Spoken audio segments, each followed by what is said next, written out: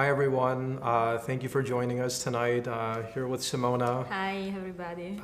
who's been such a big part of this entire story, not just as my fiercest defender, but also her direct involvement in Spygate and the Russia hoax, And not as a Russian spy. and not as the Russian, and not as the Russian spy. No. Some people in the media tried to portray her as. So it's a great opportunity to really finally get a chance to really introduce ourselves to people who appreciate us, appreciate what we've gone through, and who are the real truth seekers in this country and around the world. Tonight we're going to go through a lot of the book. This is on premiercollectibles.com/deep state target. You can actually buy a signed copy of my new book that you see here. And we're just going to really challenge the hoax and this fake narrative that's really encompassed our lives over the last 2 years. Simona and our entire relationship actually started. And we got married in the middle of this investigation, and there's no one happier than us to see it finally come to an end. But obviously, we're at the point now where I definitely seek some sort of revenge. I do want to hit back at the people who illegally targeted me and tried to use me as an instrument to basically undermine our sitting president. So this story is a personal story, but I think it affects the entire country, because if things had gone a little differently, we might have been looking at a completely different situation right now for President Trump, his entire administration, and probably the path of this entire country. So we're very happy to be sitting here. We are going to be answering a lot of fan questions, a lot of questions from people who are interested in the book and our story. And just letting you into our lives a little bit, kind of answering any questions you might have, personal or about the book, and starting from here. I would say tonight I am in this very emotional moment, because finally I've been his voice when he didn't have a voice, and tonight he's coming out loud with this book, and I'm here to make questions and to hear again is George Papadopoulos. As everybody's writing me on Twitter, very supportive message. I have all these people on Instagram. Really, I feel the empathy of the American people, because they understand finally what this person who happened to be my husband, who I defended by love, but also by fairness. Because as George said, I was out there not only as his wife, but as a witness. I've been involved in the investigation myself, and so I can legitimize, I can witness whatever he says is true. And we will go through that in the content of the book, and as I said, to me is an emotional moment, hearing his voice coming out loud. And this book that it's much more than 5 minutes interviews or a few words tweets. And I can't wait for people to get to know the truth. This is the first time we both have in our hands this book and this really emotional moment. I love this picture. It's not this handsome guy with beautiful sunglasses, but there is a lot of content there, and there is all this work in the campaign, and that's beautiful. Deep state target. It was the target, but didn't get you. Exactly. That's actually the logic behind this beautiful cover. I'm not talking about the face. I'm talking about the actual crosshairs just missing me, because the various intelligence agencies, various foreign governments, domestic agencies, even unfortunately assets of the previous administration were trying to get this crosshair directly in the middle to frame me, to essentially get to President Trump. I wasn't, of course, the end target. The president was. And fortunately, I had some street smarts that kept me out of real harm's way. And what this book does is it explains, first of all, why was I a target in the first place? Secondly, it gets into the various situations in which I found myself in, which I then traced back to specific situations from my work with Trump that were designed specifically to entrap me, to then create this fake investigation in which, unfortunately, we've been living the last couple of years. And it gives the reader the only inside perspective that exists today on the market of what was going on in these particular meetings that I was having in London, in Washington, in Tel Aviv, in Athens, in places like Nicosia, Cyprus, which encompassed the basis for this fake investigation. I also give my personal encounters with candidate Trump, with candidate Ben Carson, my involvement on the campaign, how I organized and brokered the meeting between candidate Trump and the president of Egypt, my involvement in writing candidate Trump's first policy speech along with Stephen Miller. Many people don't realize that I was one of the co-authors of his first speech at the Mayflower Hotel. And not only that, I was also involved throughout the transition, advising people like Steve Bannon and Michael Flynn and Katie McFarland on various issues. So when the FBI came to my house, they certainly weren't coming after some low-level person that no one knew. They designed this operation to target somebody with the connections that I did have preceding my involvement with the Trump campaign and try to weaponize these individuals during my time on the campaign to really undermine Trump's candidacy, his campaign, his transition, and his administration. And fortunately, the Mueller investigation is now complete. This book couldn't have come out at a better time. It's giving people now my thoughts. Let me ask you a question. Yeah, sure. In the beginning of when nobody knew about, we start to talk about you as the first domino because you have been literally the first person to plead guilty to something, some sort of, today I would say, fabrication. It was embroiled into. I have a coffee in my hands, and I was the one telling this one is no coffee boy. So tell me more about your work in the campaign. That's a really good question. That's something, first, how did I even get involved with candidate Trump? Let's start from the beginning. I was working at the Hudson Institute in Washington for 5 years, and then I went off and I lived in Europe where I was energy advisor, energy consultant to various companies and governments. I then joined Ben Carson's campaign. All the while I was promoting American energy companies in the Middle East and their involvement in Israel and Egypt and Cyprus and these very sensitive countries. And you are so much involved in the Middle East that the FBI, and you explain it in the book, threatened to charge you for being an Israeli agent. Do you want to say something about that? Yeah, so that's another major misunderstanding of this hoax. That I was apparently the middleman for Russia and Russians and all these types of strange characters that amounted to absolutely nothing, according to the Mueller Report. When I joined the Trump campaign, and the Ben Carson campaign initially, I was brought on due to my bona fides as an energy policy person and security analyst dealing with Middle Eastern and Mediterranean affairs. That's actually how I had the connections that resulted in me introducing Trump to the Egyptian president. You simply don't walk into various embassies and say, "Hi, I'm an advisor. I need help." It doesn't work like that. In policy, you really need to have well-established connections, or else people just won't take you seriously. You need to have a reputation.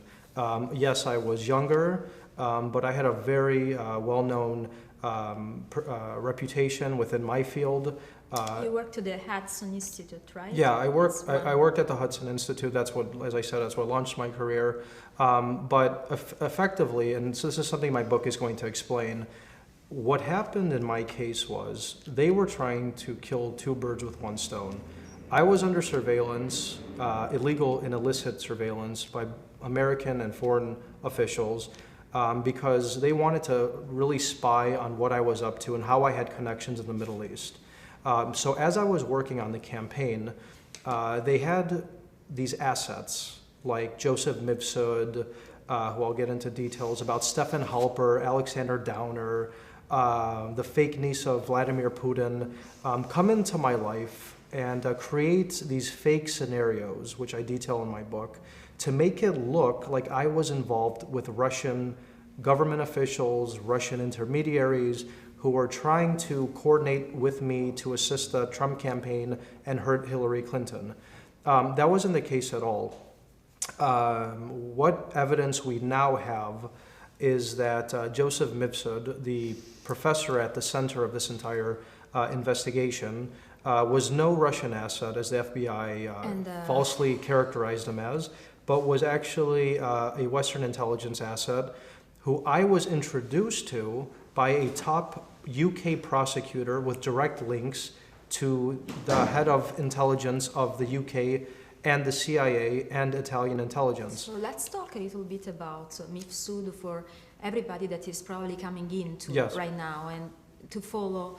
All the Russia investigation is erased from one single meeting, like George met Mifsud in Rome, and this infamous professor that I had the unfortunate chance to work with and to know for years. I know this character much more than George, and that's the main reason why I've been involved in the investigation.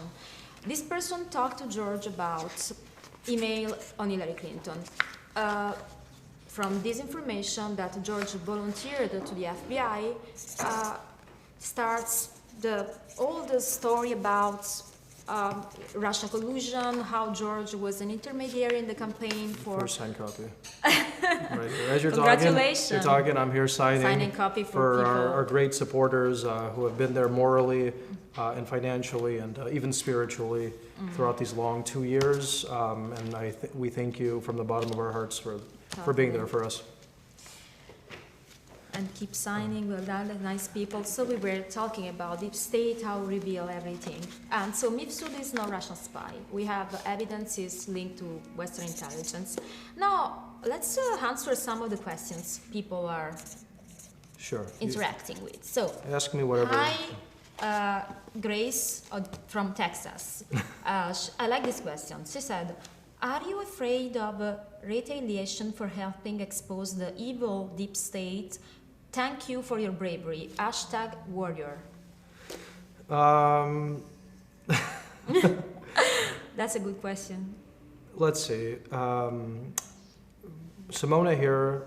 While actually, you should explain what what the FBI was doing to you to threaten you, even before my name went public, and then I'll explain what I believe about this so-called retaliation. Because we've been both very vocal and we've been very forthcoming with our disagreements with the deep state. Actually, that's hence why my book title is Deep State Target, because I don't fear them. I don't think she does, but she could talk about it. I don't fear them because as I said, I did nothing wrong. But I fear them at the same time because I saw that George did nothing wrong either, and he ended up with his short sentencing. So when I was dating George and I started to go back and forward from Europe to United States, the FBI took a look into me and an interest. I was interviewed about Mifsud, about many other things that George explained also my involvement in the case in his book. So it's very difficult to summarize, but it's very interesting to read the full story. There is not a nice episode, but I would say a movie-like episode in which I was going to take, after my beautiful time with George, where I came to visit Chicago, and then once in a sudden the FBI broke the harmony and said, you know what, come down from heaven, we just want to interview you. We want to know anything about Mifsud, your trip, your relationship with George, do you love George? I mean, funny and serious question. I was going back to Rome and I found 2 FBI agents coming to my border gates. Now, useless to say, my eyes popped out on my face. I was scared to death. I didn't know why. The same agent that interviewed me in Chicago, now they were stopping me at the airport after the control. So while I was literally boarding my flight, they delivered me a secret number and they asked me to, inform them about anything relevant about George and, if anybody in Europe would contact me about the case, saying, we know you have a high political connection. I come from the diplomatic world. I used to work for the European Parliament, advise the President of the European Parliament for last year's European Union. So they were suspicious of this background, and they were trying to screen this connection. But while I was boarding this flight, they told me this was when everything was secret. We didn't know anything about his arrest. We didn't know anything. Of course, it was really a secret thing. They told me, you know, a big storm is about to come, making me understand it was not a good idea coming back to the United States. So this was, of course, this would have scared to death everybody. It didn't scare me. I came back to the United States 20 days later, and we started our fight. It was the first time I went on ABC News, and we decided to become visible, not as somebody would say just to talk on camera, but to expose something which is extremely, extremely scary. This is what is scary, this machination and the fabrication, definitely not what people try to do. It requires a lot of courage. Of course, fear is a powerful feeling, so I would lie if I would tell you, no, I was everything was fine all the time. But as romantic as it might sound, we were building our story in the middle of that, and we were probably giving strength to each other, and we give a purpose to our relationship. And the purpose today is this book, and I'm very proud of him, really proud of you. Thank you. And you know, all of you have been through in first person, because I didn't go, he's the protagonist, the leading character of his own story. I had the chance to meet him and to help him in this process. Yeah, and I would add that if I wasn't vocal and I didn't take the risks that I did myself, actually the day after I was sentenced to prison, I said, you know what, I've had enough. I'm just going to start tweeting, and I'm going to get the truth out there. And I started tweeting actually about Alexander Downer and various other foreign government officials that were basically working as assets of a corrupt Western intelligence system from the UK and Australia, and now we have realized from Italy as well, along with Obama administration officials and justice officials. And I said, you know what, I just got sentenced to prison. I have nothing to lose now. I'm just going to throw it all out there. And people started to listen. They started to say, wait a minute, he's never met a Russian, but he's in the middle of a Russia conspiracy. Something's not making sense.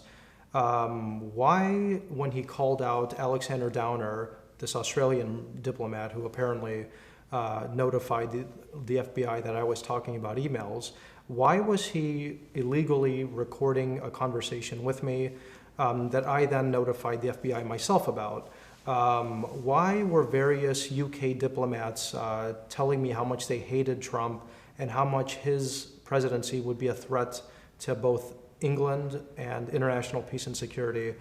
And why was this Cambridge professor, Stephen Halper, meeting with me and talking to me about emails, trying to also set me up? So after I had a year to think about my situation, I said, I'm just going to throw it all out there, and if it sticks, it sticks. And fortunately, ever since I started going public with my story, both on TV and obviously at this event, and Simona was going on before, people started to dig in more into my story.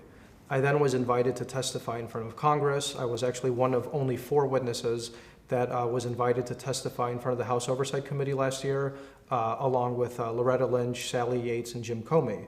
Now, people were scratching their heads, like, why would George Papadopoulos be one of these people coming to testify about FISA abuse?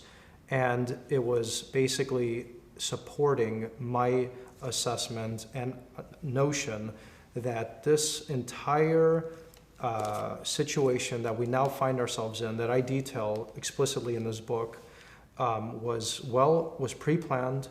It was orchestrated with the help of the UK and Australia, along with Obama administration intelligence officials, to make it seem that the Trump campaign was working with Russians and were trying to undermine democracy in this country. And that flat out lie couldn't stand up to scrutiny, and with facts faced along in front of it. So that's why I decided I had to speak out. I took tremendous risks doing it. America needed to understand the truth. And I'm glad I did it. It was very risky. I wouldn't change a thing though. Many speculation we heard about old Russia probe, Mueller delivered his report only on Friday, last Friday. Do you have any opinion about that? Well, the main conclusions that involved me and others was about collusion. That was the purpose of this case, and he explicitly said there's no collusion. And now, because there was no collusion, the facts that I lay out in this book, that Congress knows, by the way, are going to have to be listened to much closer and examined a lot closer as well. Because we'd spent 2 years of listening to a fake narrative, fake story, basically brainwashing Americans. And I do understand it's going to take maybe some time for Americans to even be deprogrammed from what we had to consume.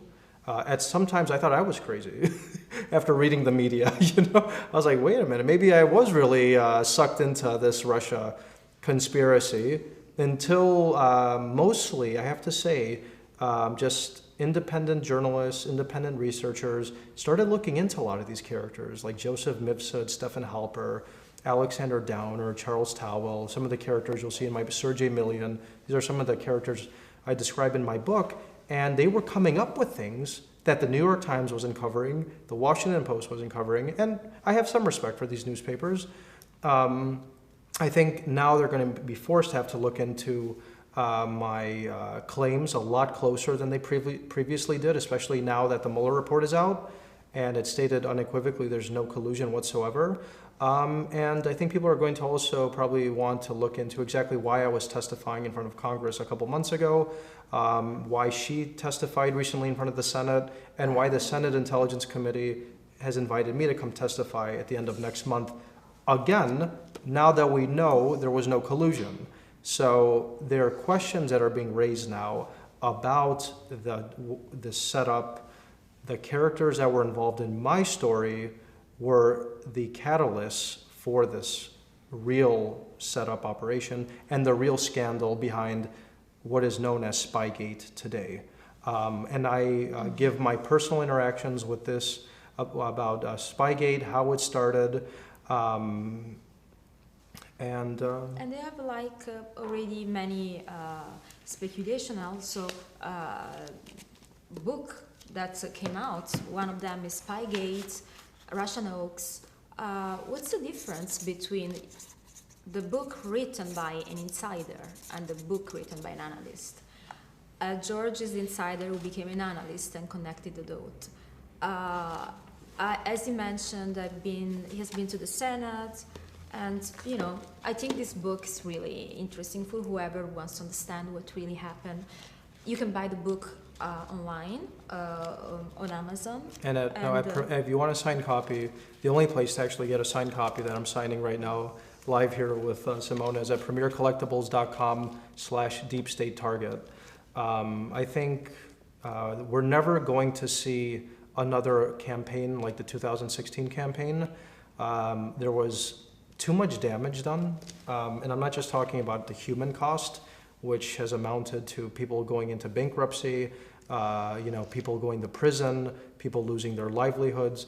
I'm talking about just the trust in our institutions as a whole, and trusting the people who are meant to defend us against injustice.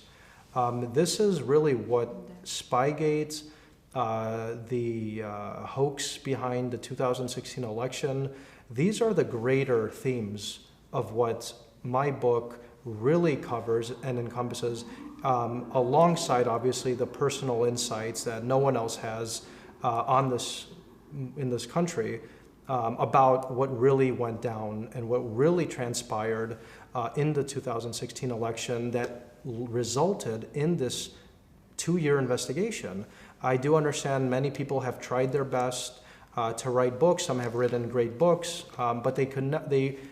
I would have to say most of them hover at around 10,000 feet in terms of the viewpoint, and trying to really get to the nuances of this episode that we found ourselves, this unique episode we found ourselves in American history, which has resulted, as I stated, in the human cost of many people associated to Trump, but also the demotion of the top officials under the Department of Justice under the previous administration, which is unheard of, where we have people like Jim Comey fired, people like Andrew McCabe under investigation, and we have people like Bruce Orr demoted and under investigation himself.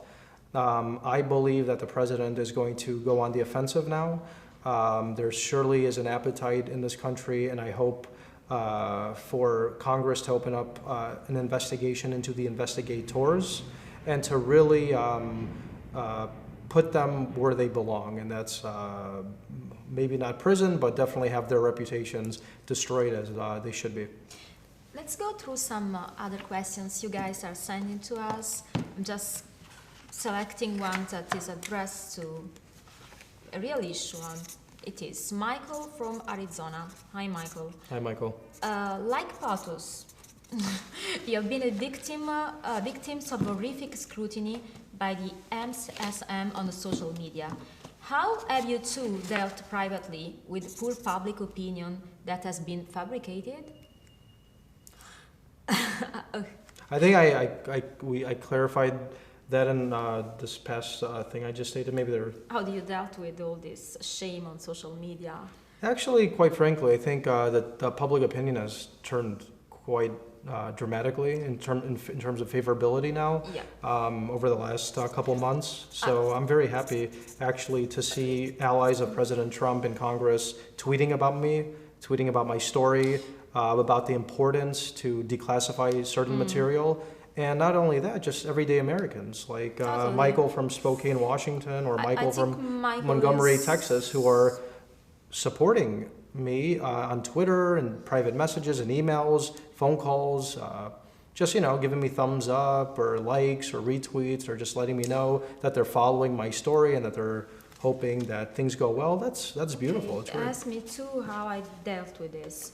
I have been literally assassinated on the social media, mostly in the past, and some aspiring journalists pushing a discreditation campaign.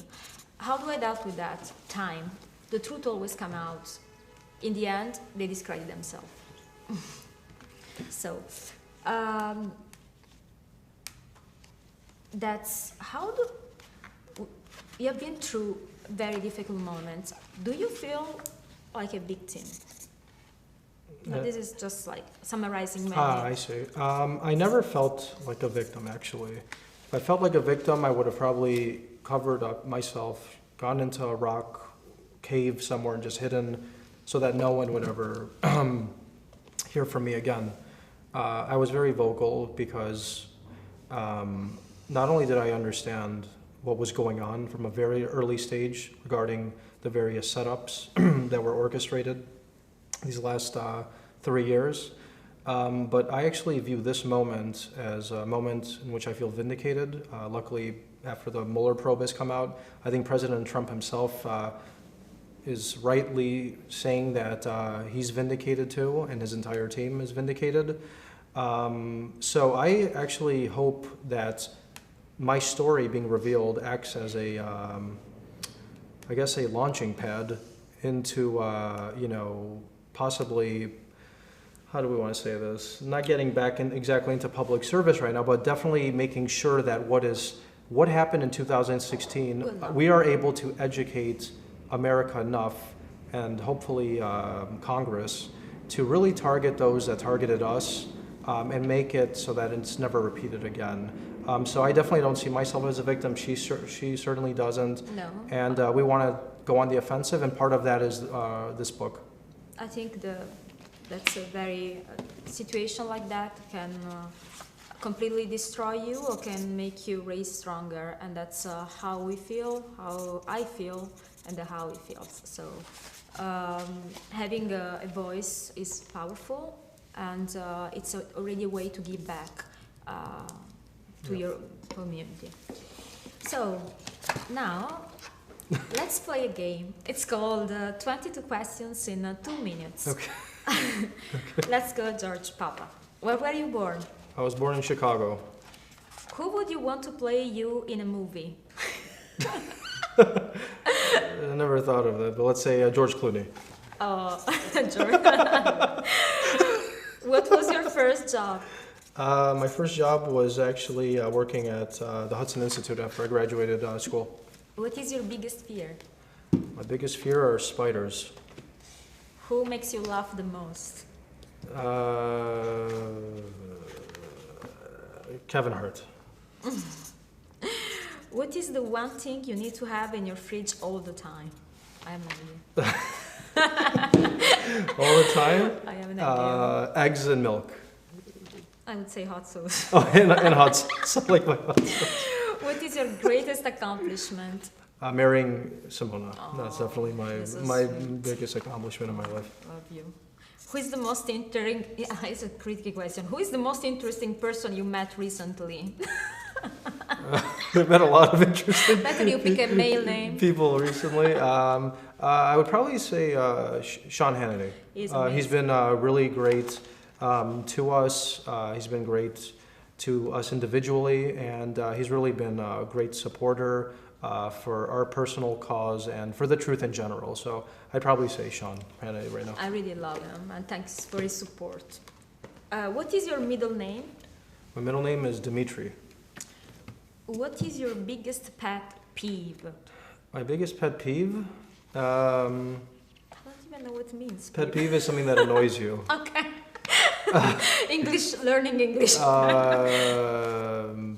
don't know, the bed not being made in the morning or something. I'm not really crazy like that. Nothing really bothers me too much. What is the last book you read? The Secret. Nice. What is your favorite hobby? I like to play basketball. What is your guilty pleasure? My guilty pleasure is nice wine, chocolate, and some good Italian food. Heavy Italian food, that's what I really like. Lasagna, a lot of lasagna. Good. Do you have any hidden talents? Exposing the deep state.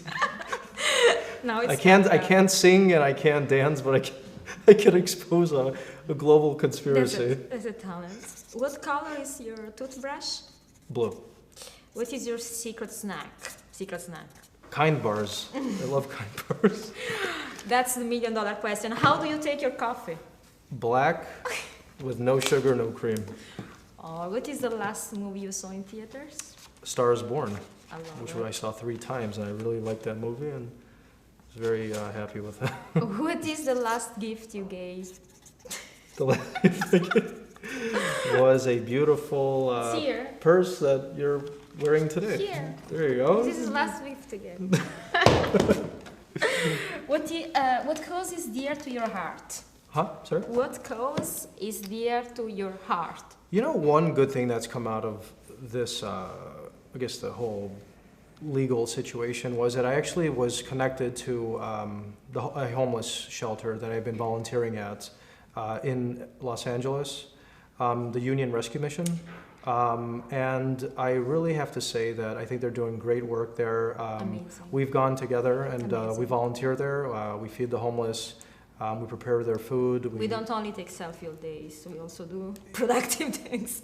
And I just think that they're just, and for me it's been a really Beautiful. like emotional experience, like really dealing with people who are down on their luck, because I was definitely down on my luck, and just trying to give them some sort of hope and inspiration and motivation, that the light is always brighter on the other side, and just stay focused and be positive, and you could get through anything, because I certainly did. I was basically bankrupt. I lost my profession. I was basically hidden from the world for the last 2 years. I went to prison. I had my passport taken from me. I haven't even had the chance to meet my wife's family yet No. in Italy. We can So I've gone through my trials, and everybody goes through their trials. And so just seeing those people there, I don't want to say I relate to them exactly, because they're going through a lot of really hard times themselves, but just trying to be an inspiring person. So that was really a cause that. Totally Yep. true. It was beautiful. And so, question 21. What is number 1 on your bucket list? On my bucket list, actually, is traveling to Italy, which I love, and to meet her family. I really want to kill 2 birds with 1 stone. Go to my Mama. favorite country abroad, Italy, and actually get to meet her family, which I haven't had a chance can't to. wait to meet you. Which this entire investigation has prevented me from traveling outside of the country for over 2 years now. So I'm looking forward to doing that. Where do you want to go that you've never been? I want to go to Japan. Me too. I really want to go to Japan. I Let's don't go know together. why. We live in LA now. It's closer.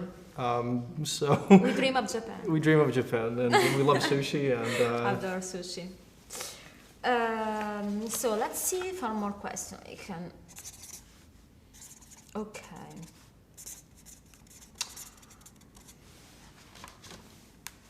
Are you going? So David from Georgia. Are you going to do another Dan Bongino interview? I love Dan Bongino. I was just talking to him today, actually, about this issue. He's, along with Simona and Sean Hannity, Dan Bongino has actually been my most vocal supporter for a very long time.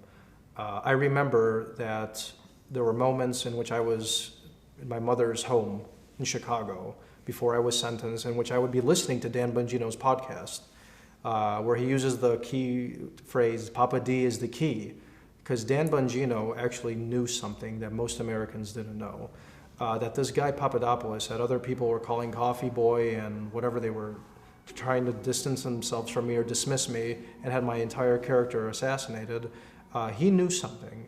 He had sources that were giving him information that I believe most of his book, Spygate, is really all about. And I almost consider that like a preface to what I've written here, except I just go into more personal details and give some other, much more information that wasn't in his book because, you know, most of the encounters I had, some of them weren't even known. Most of the names weren't even known to the public because I never talked about them. So Dan, I hope I do get a chance to go back on his podcast. I know I've been his only guest he's ever had, so I'd be very happy to, and we're probably going to arrange something very soon, I hope. Let's answer to Caroline from Virginia. Hi, Caroline. Hi, Caroline. So she asked, was there a moment that you were convinced you wouldn't make it? What kept you sane? Oh, my goodness. So imagine being at the top of your life. You're traveling the world. You're making nice money. You just finished advising the hottest campaign in the world, and you're likely looking at a White House seat. And that dream is crushed. And not only is it crushed, you're forced to basically be stuck in a city, for me which was Chicago at the time, where you have no real professional connections to, and you don't really have a support system around you. So something I talk about a lot in my book was actually how Simona visiting me while we were dating through that very disturbing period I was in, and her just inspiration she gave me and her keeping my story relevant in the media and just being there for me and just telling me that, you know what, I believe in you. And having somebody believing in me at a time when everybody was kind of characterizing me as like this rogue, bizarre guy who was off colluding with Russia and no one knows who he is. And her just being there, believing in me, slowly getting the story out, for me is what kept me sane. Because the mental fortitude and toughness that somebody needs to have to get through this, if you're alone, I don't think anybody could survive it. If you have a close family support system or a girlfriend, wife, or you can, but that's even difficult. So she really kept me sane the entire time, and I'm very fortunate that she was there. It was tough, but I did a great choice to believe in it. Tina from Nashville. Hi, Tina. Hi. Was there any point during the Spygate that you felt your life was in danger? I actually felt my life was in I don't want to call it in danger. So this is gonna be our last question. But I felt that if I did not expose my story, because of all these shady characters and very high level people who probably would have never wanted to be exposed, knew what they were involved in with me, that could have caused me danger. So part of actually me speaking out so vocally was also a defense mechanism, because I understood that if I was visible, I was protected. And when you have America behind you, you have an entire army with you, and you have a big shield around you. That's what I'm very fortunate to have today, and that's the support of everyday Americans, and I'm very grateful for that, and I will never forget that support from you guys as long as I live, and certainly as long as we live, and thank you very much. We hope you enjoy Deep State Target. You could get a signed copy on premiercollectibles.com/deepstatetarget. And I'd love for your feedback. You could find me on Twitter at GeorgePapa19. And we really hope you enjoy it. And as you say, somebody has said we are Mr. Smith, Mrs. Smith, or James Bond, or whatever. I just say that so we're not spies, but he happened to meet a few. That's and great. That's all it is about. Exactly. And honestly, it's not because it's a book, but it reads like a movie, and it's a real movie, though. Yeah. And I cry every time I go through that, because, of course, it's personally I can relate to that. But I think it's very well written. It's